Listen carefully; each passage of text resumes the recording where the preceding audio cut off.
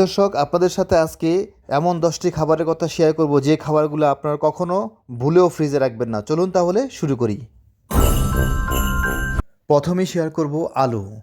আলু সতেজ থাকার জন্য পর্যাপ্ত বায়ু সঞ্চালনের প্রয়োজন। ফ্রিজে যেহেতু উন্মুক্ত বাতাসের চলাচলের ব্যবস্থা নেই, তাই আলু ফ্রিজে না রাখাই ভালো। বরং কোনো ঠান্ডা রুমে মেঝেতে ছড়িয়ে রাখা যেতে পারে, যেখানে বায়ু প্রবাহিত হতে পারে এবং আলু অনেক সতেজ থাকবে। তারপর শেয়ার করব হচ্ছে সিদ্ধ ডিম।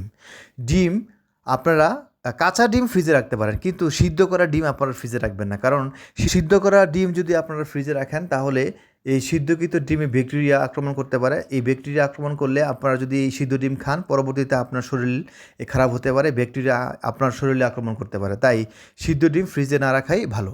তারপর শেয়ার করবো হচ্ছে আপনার পেঁয়াজ।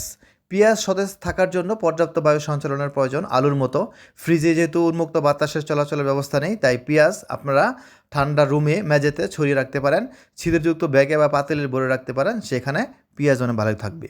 তারপর আপনাদের সাথে শেয়ার করব হচ্ছে আপনার রসুন। রসুন সবচেয়ে ভালো থাকে 60 থেকে 65 ডিগ্রি ফারেনহাইট, অর্থাৎ 15 থেকে 18 ডিগ্রি সেলসিয়াস তাপমাত্রায়। ফ্রিজে না রেখে বাতাস চলাচল করতে পারে এমন কোনো পাত্রে রসুন রাখতে পারেন, দীর্ঘদিন ভালো থাকবে। তারপর আপনাদের সাথে শেয়ার করব হচ্ছে আপনার মধু। মধু ফ্রিজে রাখার দরকার নেই। বেশি ঠান্ডা পরিবেশে এটি জমে যেতে পারে। সাধারণ কক্ষ তাপমাত্রাতেই, অর্থাৎ সাধারণ তাপমাত্রাতেই মধুর জন্য আদর্শ। তাই আপনারা ফ্রিজে মধু না রেখে আপনারা বাইরে, ফ্রিজের বাইরে অর্থাৎ সাধারণ তাপমাত্রায় মধু রাখবেন। তারপর শেয়ার করবো হচ্ছে পাউরুটি। পাউরুটি ফ্রিজে রাখলে ভালো থাকে না। আপনারা যদি নিয়মিত পাউরুটি খান, তাহলে ফ্রিজে রাখার দরকার নেই। সাধারণ তাপমাত্রায় পাউরুটি 1 থেকে 2 দিন অনেক ভালো থাকে। শেয়ার করব কফি।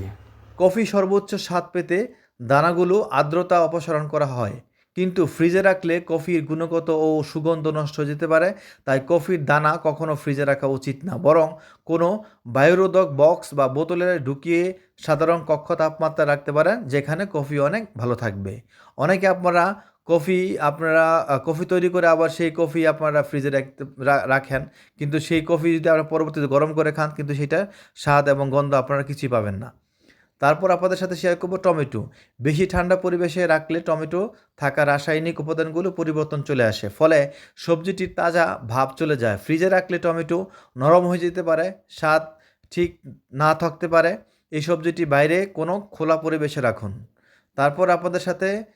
তারপর শেয়ার করব বেগুন। আপনি যদি কেনার কয়েকদিনের মধ্যে বেগুন খাওয়ার সিদ্ধান্ত নেন, তাহলে এটি এমনিতেই রেখে দিতে পারেন, ফ্রিজে রাখার দরকার নেই। ফ্রিজে রাখলে বেগুনের স্বাদ ও ঘ্রাণ নষ্ট হয়ে যেতে পারে। তবে মাথায় রাখতে হবে, বেগুন কিন্তু বেশি দিন ভালো থাকে না। কেনার 2 থেকে 1 দিনের মধ্যে খেয়ে ফেলাটাই ভালো। তারপর গুঁড়া মশলা। শুকনো গুঁড়া মশলা সাধারণত তাপমাত্রাতে ভালো থাকে, ফ্রিজে রাখলে এগুলো নষ্ট হয়ে যায়।